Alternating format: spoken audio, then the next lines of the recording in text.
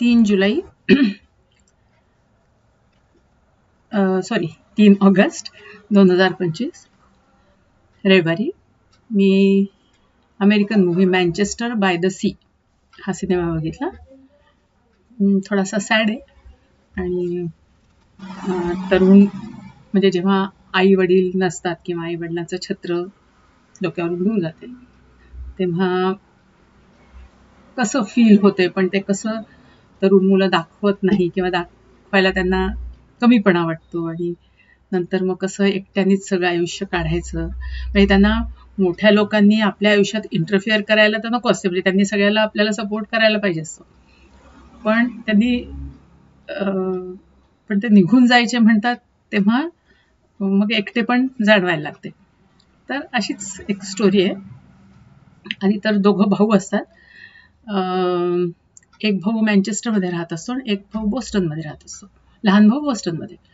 तर मोठा भाऊ जो मँचेस्टरमध्ये राहत असतो त्याची स्वतःची एक बोट असते आणि तो बोट स्वतः चालवत असतो, फिशिंग करून आपला उदरनिर्वाह करत असतो. बोट भाड्याने देणं वगैरे सगळे म्हणजे अशा प्रकार त्याचा चालू असतो. आणि त्याला एक मुलगा असतो. तर आणि हा लहान भाऊ इथे बोस्टनमध्ये राहून म्हणजे तो पण एका आधी कंपनीत वगैरे काम करत असतो, पण फार असं सिरियस नसतो तो आपल्या कामाच्या बाबतीत. आणि त्याची एक बायको असते आणि त्याला 3 मुलं असतात, 2 मुली आणि एक मुलगा, छोटे छोटे असतात. आणि त्यांचा म्हणजे छान असतो संसार, फॅमिली, म्हणजे बायकोचं एकमेकांवर प्रेम असतं, नवरा बायकोचं, आणि सगळे आनंदात राहत असतात. पण हा घरापेक्षा किंवा आपल्या कामापेक्षा आपल्या मित्रांना खूप प्रायोरिटी देत असतो लहान. म्हणजे उठकासूट आपलं घरात पार्ट्या करणं, दारू पिणं, चरस गांजा हे ते. तर त्याची बायको सारखी त्याला टोकत असते, पण त्याचं आपलं चालू असतं. तर अशातच एकदा काहीतरी बिअर, तो म्हणजे पार्टी त्यांची संपली असते, सगळे गेले असतात, पण त्याला अजून बिअर प्यायची हुक येते आणि तो म्हणतो गाडी काढण्यापेक्षा आपण इथे जवळ आहे, तेवढं चालणं पण होईल, अशा ह्याच्यात तो चालतच बिअर आणायला जायचं ठरवतो. आणि फायर प्लेस, थंडी असते खूप, तर फायर प्लेसमध्ये थोडेसे तो लाकडं पण घालतो, पण त्याला कव्हर करायला विसरतो.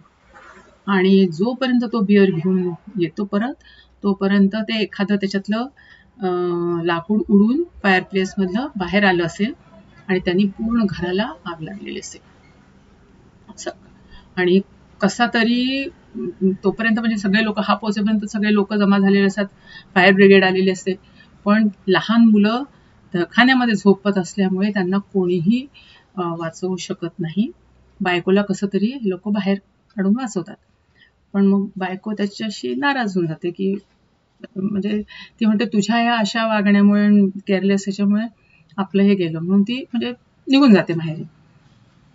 तर मग हा एकदम डिप्रेस होऊन जातो, काहीच वर्क करत नाही किती दिवस, आणि मग त्याचं सगळं ते कामही सुटतं, सगळंच होते.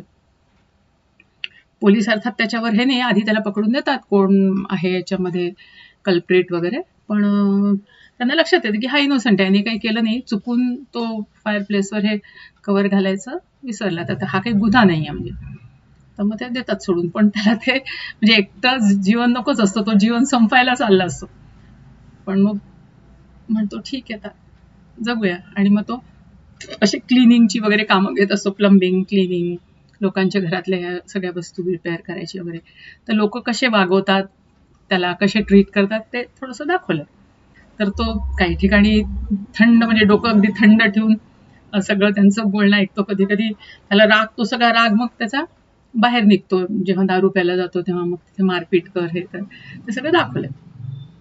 आणि अशातच त्याला एकदम न्यूज येते की त्याचा मोठा भाऊ जो मँचेस्टरमध्ये होता तो गेला, वारला म्हणजे. तर त्याला आधी एकदा दोनदा अटॅक येऊन गेला असतो, म्हणजे त्रास होतच असतो, पण आता अचानक तो गेलाय. मग हा 8 दिवसांची सुट्टी टाकतो आपल्या कामाच्या ह्याच्यातनं, जे कॉन्ट्रॅक्टवर हे कामं घेत असतो तो. तर म्हणतो तुम्ही तोपर्यंत माझ्या बदली कोणीतरी हे करा, मी 8 दिवसात सगळं निपटून येतो. हा जातो तिथे मँचेस्टरमध्ये. आता सगळ्यात आधी तर त्याला म्हणजे हॉस्पिटलमध्ये डेड बॉडी बघायची म्हणजेच त्याला कसं तरी होते, तरी तो बघतो. गळ्यात पडून त्याला म्हणजे रडू येतं. मग त्याचा मुलगा जो शाळेत तिथल्या हॉस्पिटलमध्ये राहत असतो, त्याला भेटतो. आता त्याच्या कानावर कसं घालायचं मग त्याला सांगतो. तो एकदम डिस्टर्ब होतो पण दाखवत नाही असं. आणि हा मग घेऊन जातो त्याला आपल्या घरी. त्याच्या मग गर्लफ्रेंड्स असतात भरपूर. मग तो परवानगी त्याच दिवशी रात्री म्हणतो, आपल्या काकाला म्हणतो की मी त्यांना बोलवू शकतो का, माझ्या मित्रांना, गर्लफ्रेंडला, ते राहू शकेल का. तो हो म्हणतो. मग एक त्याची म्हणजे विल केलेली असते त्याच्या वडिलांनी, तर ती बोट वगैरे सगळी मुलाच्याच नावाने केलेली असते, जी काही, आणि प्रॉपर्टी विकायचं वगैरे सगळं. आणि याला गार्जियन बनवलं असतं त्याचं, म्हणजे त्यांनी आयुष्यभर त्याला सांभाळ करायचा त्याचा, आणि त्याच्या बदल्यात त्याला काही पैसे तो देणार असतो. पण हा म्हणतो मला शक्य नाही इथे राहून त्याचं गार्जियन बनून राहणं वगैरे, आणि मला ते पॉसिबल पण नाही. तर मग ह्याच्या पण आईचं आणि वडिलांचं म्हणजे डायव्होर्स झाला असतो. ती आई थोडीशी मेंटली अफेक्टेड असते आणि थोडीशी विचित्रासारखी वागत असते. तर त्यांचा मग डायव्होर्स झाला असतो आणि तिने एका दुसऱ्या माणसाशी लग्न केलेलं असतं. तर याला असं वाटतं की यांनी आईकडे जाऊन राहावं म्हणून. पण आईलाही मग जेव्हा कळवण्यात येतं की तुझा नवरा म्हणजे गेलाय, तर ती पण येते वगैरे, आणि मुलाला म्हणते की ये तू घरी. दोघे बोलवतात, पण ह्याला काही तिथे म्हणजे ऑड वाटतं, त्याला काही कम्फर्टेबल वाटत नाही. त्याच्यामुळे तो तिथे राहायचा काही डिसिजन घेत नाही. तो म्हणतो नाही, मला तिकडे आधी खूप आनंदाने गेला असतो, पण नंतर एकूण सगळं वातावरण आणि हे बघून नाही म्हणतो. आणि त्या म्हणजे आईच्या नवऱ्याचा, नवीन नवऱ्याचा एक मेसेज पण आला असतो की त्याला इकडे तो न इथे आलेलाच बरं आहे वगैरे असं. त्याच्यामुळे मग ते डिसिजन कॅन्सल होते.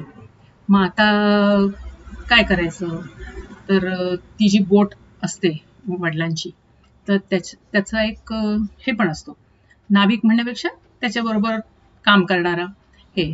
तर मग त्यांना मूलबाळ पण असेल, तर हा मग रिक्वेस्ट करतो त्यांना की तुम्ही अडॉप्ट करा याला, आणि त्याच्या बदल्यात मग तुम्हाला हे पैसे मिळतील. तर हा मुलगा खरं आधी तयार नसतो, पण तो म्हणतो काय प्रॉब्लेम आहे का, जो तुझ्याशी चांगला नाही वागत का वगैरे. नाही वागतो, पण शेवटी रमतो तो, म्हणजे तिथे म्हणजे तयार होतो.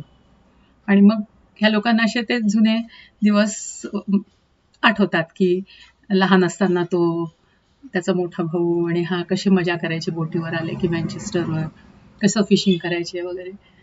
तर मग शेवटी म्हणजे ते 8 दिवसात सगळं डिसाईड होते की कसं याला म्हणजे कोणी म्हणजे लीगल प्रोसिजर अडॉप्शनची, आणि मग हा काय करणार पुढे. तर हा म्हणतो मी पुढे मागे मला तर शिकण्यामध्ये इंटरेस्ट नाही आहे, मी इथे बोटीवरच राहीन, बोटच म्हणजे हे करीन, भाड्याने देईन, हे म्हणजे हाच बिझनेस याच्याबरोबर मी करीन. आणि मग हा म्हणतो ठीक आहे. मग म्हणे तुला केव्हाही वाटलं तर तू बोस्टनला येत जा, नाहीतर मी मँचेस्टरला येत जाईल असं म्हणून. म्हणजे शेवटी हे सगळं मार्गी लावून तो बोस्टनला जायला तयार होतो. तिथेच मूवी संपलेली. तर असं वेगळं असं काही नाही, पण फक्त म्हणजे एकदम अचानकपणे आई किंवा वडील गेल्यानंतर काय काय प्रॉब्लेम्स येऊ शकतात आणि कसे ते सॉल्व्ह करायचे ते दाखवलेलं आहे. थोडीशी सॅड टच असलेली मूवी, चांगली आहे.